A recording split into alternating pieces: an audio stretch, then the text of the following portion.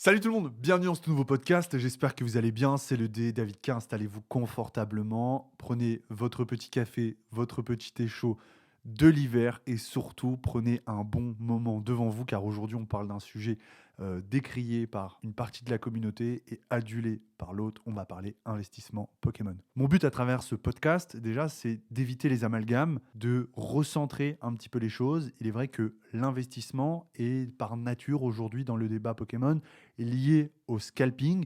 Et justement, on va essayer de faire un petit peu le tri dans tout ce qu'on entend ces derniers temps. Alors, la première chose que j'ai envie de dire, moi, je fais pas de l'influence au sens propre du terme. Je suis juste un gars comme vous, oui, qui a fait des cartes un business, mais qui essaie juste de tirer son épingle du jeu.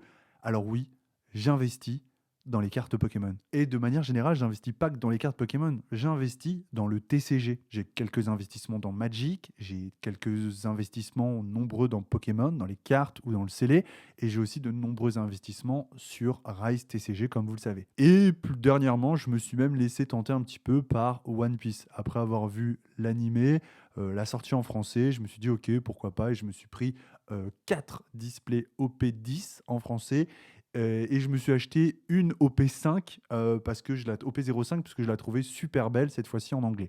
Comme ça pose les bases du débat. Je me mets pas dans un camp, pas du tout. Juste pour vous dire que oui, effectivement, David, derrière son écran, en tant que youtubeur ou revendeur de cartes, il fait aussi de l'investissement. À ma hauteur, parce que j'ai pas la capacité d'acheter des centaines de cases, mais si je pouvais le faire, et que j'avais du moins de l'argent à placer, encore plus que ce que j'ai déjà placé, je pense que oui, je continuerai d'investir encore plus. Et d'ailleurs, chaque mois, j'essaie de dédier un petit budget à allouer dans les cartes. Encore une fois, peu importe le TCG. Bon, on va commencer le sujet. Pourquoi l'investissement Pokémon de manière générale? Je dis Pokémon parce que c'est vrai que l'investissement, ça touche énormément Pokémon. Pourquoi? Eh bien déjà, c'est mal vu pour trois raisons. La première raison, c'est que, ça peut rapporter de l'argent. Et globalement, comme vous le savez, nous sommes en France et c'est une vérité.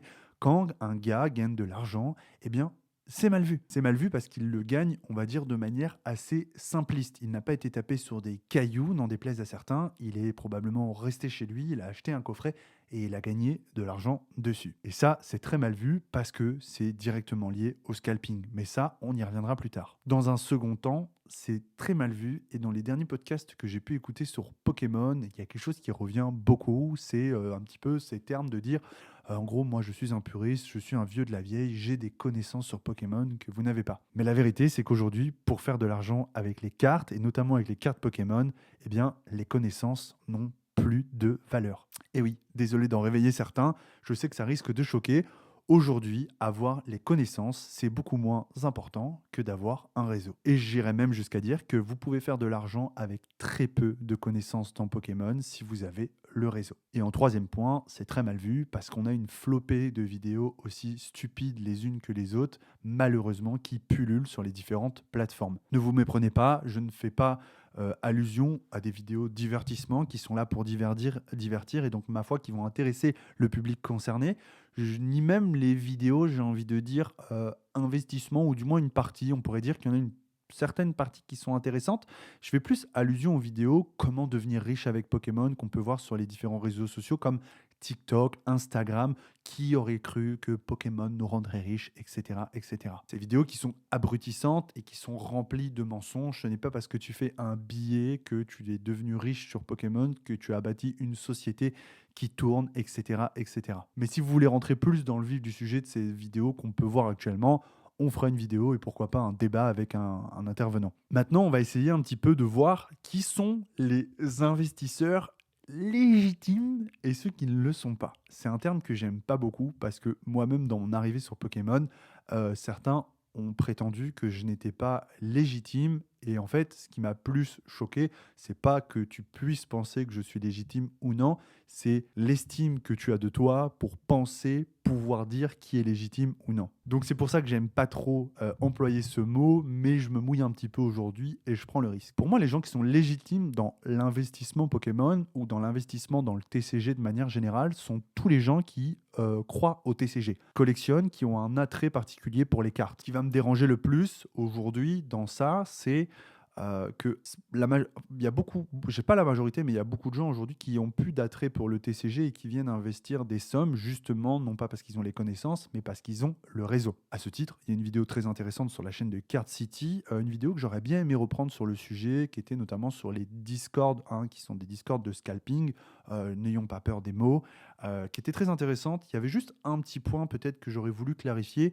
Les gens qui utilisent ce genre de Discord ne sont en aucun cas les pères de famille qui veulent un coffret pour leurs enfants. Ce sont des gens qui visent à acheter des quantités de produits dans la majeure partie des cas, tout simplement à but de profit. Alors qu'ils aient envie de faire du profit, ça ne me dérange pas, mais très souvent, ce ne sont pas des gens qui sont concernés par Pokémon, ce sont souvent des gens qui sont concernés juste par l'argent. Est-ce que c'est mal pour autant d'être concerné par l'argent? Non, je ne pense pas. J'ai monté une boutique de cartes et je serais mal avisé de dire que gagner de l'argent, c'est mal. Au contraire, je pense que gagner de l'argent, c'est bien. Mais d'un côté, comme vous le savez, ça crée très souvent une pénurie de produits, une hausse des prix. Et même moi, aujourd'hui, tu vois, en tant que collectionneur, et j'estime avoir une place privilégiée pour récupérer certains produits de par mon statut de youtubeur, certains diront d'influenceur ou de personnalité publique, et ben même moi, j'ai du mal aujourd'hui à récupérer certains produits et des fois, il m'arrive même de faire l'impasse parce que ça reste qu'un bout de carte. Mais j'ai la sensation qu'aujourd'hui, nous avons plus d'investisseurs que de collectionneurs ou de gens véritablement intéressés par le TCG. Et ce qui vient me déranger dans le sujet de l'investissement, ben, c'est celui-là. C'est qu'en fait, aujourd'hui, on a beaucoup plus d'investisseurs qui n'ont aucun attrait pour le TCG, qui vont avoir un attrait de manière générale pour l'achat-revente. Parce que l'investissement, en règle générale, on dira que c'est sur le moyen, voire long terme. Moi, et aujourd'hui, je peux me permettre maintenant, enfin, de garder des choses sur le long terme, ce qui n'était pas forcément le cas avant, puisque je n'avais pas les moyens financiers de le faire. Aujourd'hui, je me porte un petit peu mieux. J'ai encore des frais de société conséquents, mais je peux me permettre de garder quelques items sur le long terme. Il faut bien comprendre que quand vous achetez un item 8.5, par exemple une ETB, que vous allez payer, je vous dis une bêtise, que vous allez trouver en magasin 55 euros et que vous allez la revendre 150, ce n'est pas un investissement. C'est littéralement de l'achat-revente pour faire du profit. Et encore, je ne suis même pas en train de juger ça parce que je peux comprendre qu'il y a des gens qui ont envie d'arrondir leur fin de mois. On est dans un monde qui est compliqué, chacun fait ce qu'il veut de son argent. Le souci, c'est que tout est mélangé. Aujourd'hui, on va confondre quelqu'un qui vient acheter 2 ETB le matin, faire la queue comme tout le monde et acheter son ETB et qui va soit la garder pour sa collection, soit l'ouvrir, soit la revendre dans un an. Même moi, pour vous dire, et je sais que je ne suis pas le seul dans ce cas-là, en tant que personnalité publique, on partage nos aventures et j'avais même fait l'impasse sur la première vague de 8.5 tant l'ambiance était tendue et que j'avais pu recevoir des messages un petit peu honteux. Sur la deuxième vague, celle où il y a eu les ETB et les Minitines, j'ai donc été chercher ma précieuse ETB, alors que j'en avais déjà 2-3 de garantie, mais j'ai quand même été chercher mon ETB parce que je voulais vivre mon aventure. Eh bien, j'ai quand même reçu des messages comme quoi je suis un scalper. Eh bien, non, désolé de vous l'apprendre. Aujourd'hui, aller faire la queue dans un magasin pour acheter une ETB ne fait pas de vous un scalper.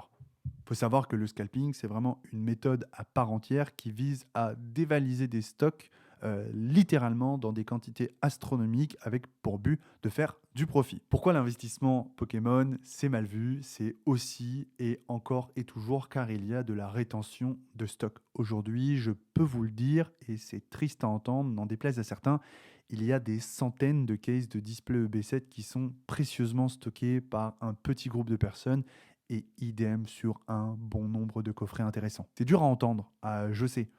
Je vous le dis franchement et comme je le pense, bien que ma chaîne reste indépendante, je vais éviter de donner des noms parce que j'ai pas envie de me mettre toute la smala à dos et qu'on me fatigue ensuite constamment à m'envoyer des messages de menaces, etc., etc. Mon but, c'est juste de partager avec la communauté et de vous faire comprendre pourquoi l'investissement, c'est mal vu. Finalement, même le gars comme moi, vous le savez, je dois avoir environ 14 displays EB à peu près.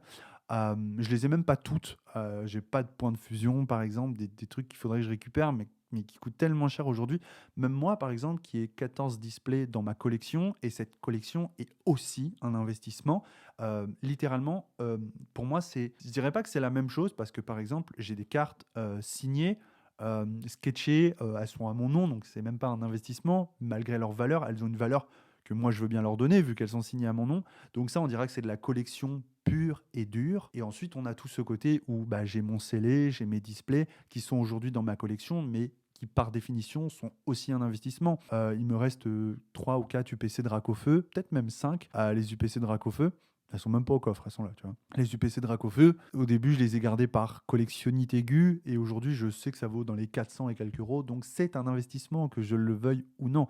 J'ai même pas vocation à m'en séparer, mais j'espère qu'un jour, elles coûteront très cher parce que ça aurait été un super investissement et que peut-être plus tard, ça me mettra à l'abri. Aujourd'hui, on a réussi à mélanger tout le monde. Et le gars comme moi qui a une petite collection Pokémon, une très belle petite collection Pokémon parce que c'est très loin de la collection de certains, encore une fois, et tant mieux pour certains, j'insiste sur ce fait, eh bien, même moi, je vais, pour certains, être considéré comme un scalper, comme un mauvais investisseur, etc., etc. Et pour moi, finalement, le point, je dirais, culminant d'un bon investisseur, c'est quelqu'un qui est passionné par le TCG. Peu importe que ce soit par le jeu, par l'aspect collection, que ce soit la carte, que ce soit le scellé, il faut que ce soit quelqu'un qui ait un attrait finalement pour les cartes d'une manière ou d'une autre. Mais aujourd'hui, on est venu tout mélanger.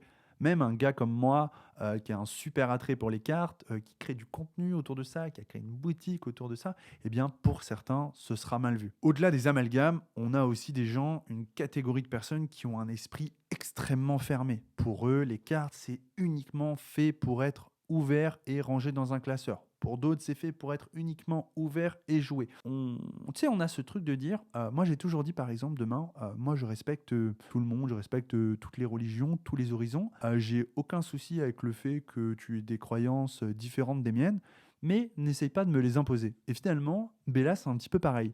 Euh, Tu es libre de penser ce que tu veux, que les cartes se soient fait pour jouer, que ce soit fait juste pour collectionner, juste pour être ouvert, peu importe, mais n'essaie pas de m'imposer ta vision. Pourquoi aujourd'hui on est arrivé à ce truc justement de tout le monde est en colère et tout le monde a un avis négatif sur l'investissement?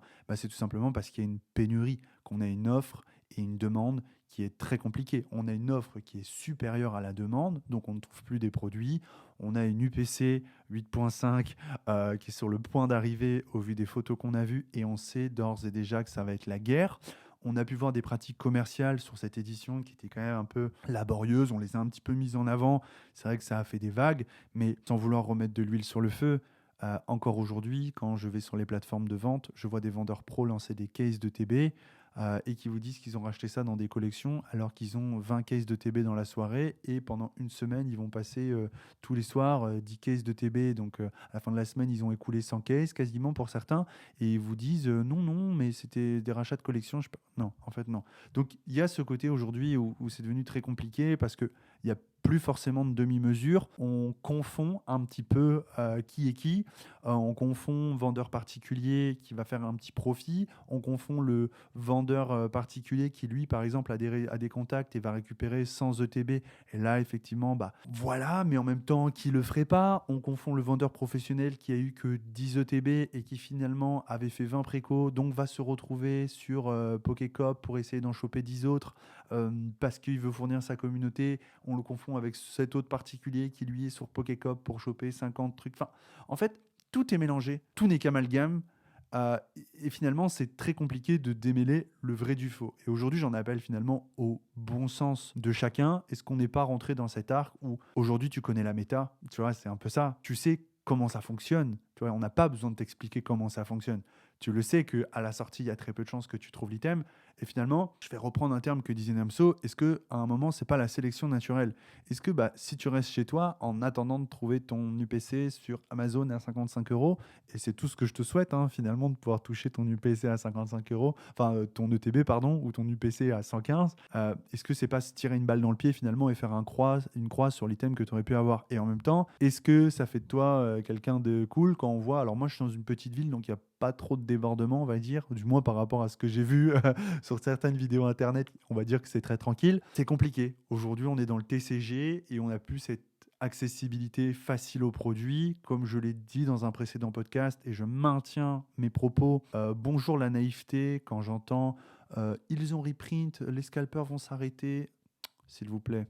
Pas de ça entre nous, pas de fausse modestie et venez, on n'essaye pas de brosser constamment la communauté dans le sens du poil en leur faisant penser que voilà, chacun se bat pour sa pomme Et très clairement, les massifs reprint ne font pas baisser les prix.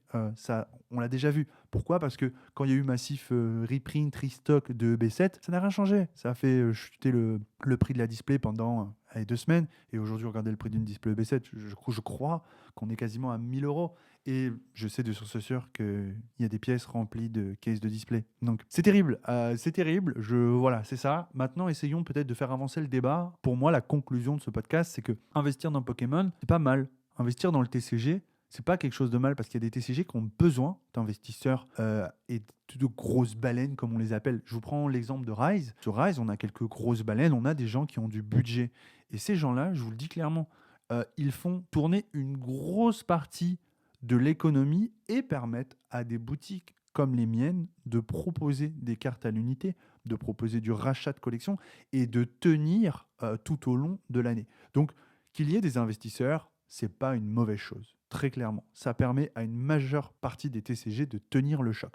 Aujourd'hui, par exemple, j'aime bien l'Orcana, c'est très sympa ce qu'ils font. C'est un jeu qui est très accessible en termes de gameplay, c'est un jeu qui s'adresse à une tranche d'âge qui est énorme, mais on le sait, l'Orcana est en chute libre en termes de popularité. J'ai pu voir des displays first chapitre 1 pardon, en japonais qui ont quand même du mal à se vendre. On peut voir une politique de réimpression ou du moins de distribution sur le chapitre 1 dans sa version reprint qui est très mauvaise, qui a fait fuir en fait les investisseurs. On peut voir que les cases de chapitre 1 premier print ont chuté en prix au même titre que les displays. C'est très compliqué. Donc, je pense qu'il faut des investisseurs, je pense qu'il faut des grosses baleines et je pense surtout qu'il faut ne pas tout mélanger. Les amalgames tuent aujourd'hui dans le monde, vous le savez. Alors, nous, sur Pokémon, ça tuera personne, mais ça génère des débats et des conflits qui sont mauvais. Je pense que des fois, il ne faut pas se tromper de cible. Encore une fois, c'est un partage de pensée. J'ai pas la science absolue, j'ai pas la science infuse, pardon. Et je dis pas que j'ai raison. Je vous partage juste en fait ce truc de gars, de collectionneur à collectionneur, de gars passionné à un autre gars passionné quand tu regardes cette vidéo. Et moi, je veux juste voir c'est quoi ton avis à toi. Et si possible, aujourd'hui, bah ouais, clairement, j'aimerais bien une ouverture d'esprit et ne pas juste lire en espace commentaire. Bah non, mais les cartes, c'est fait pour jouer. Est-ce que finalement, ça y est, ce débat-là, il n'est pas déjà un peu passé? Est-ce qu'on ne doit pas aller plus loin dans la réflexion? Je pense quand même que si. Donc voilà, moi, je suis un gars passionné qui fait de l'investissement dans le TCG de manière générale parce que bah, j'adore le TCG, j'adore les cartes. Quelque part, c'est peut-être ça aussi qui m'a poussé à ne pas avoir un attrait, par exemple, pour Altered, le fait que la valeur des cartes soit énormément numérique, le fait que j'ai du mal avec les NFT, tu vois, par exemple. Moi, je suis pas dans tous ces trucs-là. Moi, j'aime mon bout de carton. J'aime mon bout de carton qui a une valeur, tu vois, aux yeux du monde. Donc voilà, après, je comprends. Moi, je suis hyper ouvert au débat, donc je suis très curieux. Je pense que si ce débat, enfin, si ce podcast soulève un peu le débat, ben, j'essaierai de le traiter avec un intervenant. Ça peut être très intéressant. Et encore une fois, je suis tellement curieux de vous lire en commentaire. Aujourd'hui, le TCG, c'est un sujet infini, c'est vaste. On connaît les futures sorties de Pokémon. Franchement, ça va être très compliqué, ça va être la folie. Je pourrais que vous recommander voilà, de vous intéresser peut-être à Rise TCG. Moi j'adore parce qu'il y a tout un système. Alors, je parlerai pas du côté gameplay parce que bah, je suis pas un grand joueur de Rise. J'ai les bases, les petites notions. Tout ce que j'ai pu lire, voir, regarder, entendre, le gameplay est très cool. Mais comme beaucoup de TCG aujourd'hui, donc c'est difficile de dire oui, ça c'est le meilleur gameplay. Ça va être les goûts et les couleurs. Par contre, ce que je sais, c'est qu'il y a un aspect excitation à l'ouverture, attrait de collection, maintien des tarifs et une valeur sur le marché qui est quand même très stable et très forte. Donc, je pourrais que vous inviter à essayer, à tester, à découvrir la qualité des cartes et surtout à faire la chasse aux numérotés parce qu'à travers la Candipocalypse et la Fraîche, on est en pleine chasse aux numérotés. Encore une fois, j'espère que ce podcast vous aura plu. N'oubliez pas que tous les liens intéressants sont en description. Premier lien, c'est ma boutique et ensuite, c'est mes différents partenaires. Un petit mot pour mes partenaires, car à travers ce podcast, j'ai pas forcément pu le faire, mais qui sont-ils? Vous connaissez tous Icaro Distribution, vu que c'est un podcast Pokémon.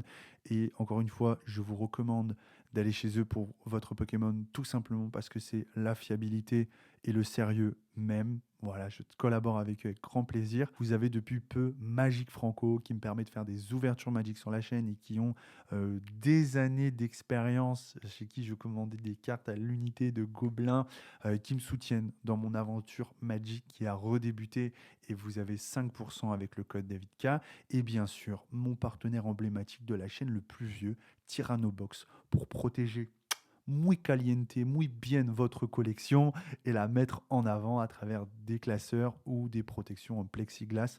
Muy bonito qualité. Donc voilà, merci à tous les amis d'avoir regardé ce podcast. J'espère qu'il vous aura passionné, intéressé et vous allez avoir envie de prendre part au débat. Je vous attends dans l'espace des commentaires et je vous dis à très bientôt. C'était le dé pour la communauté et les passionnés. Peace.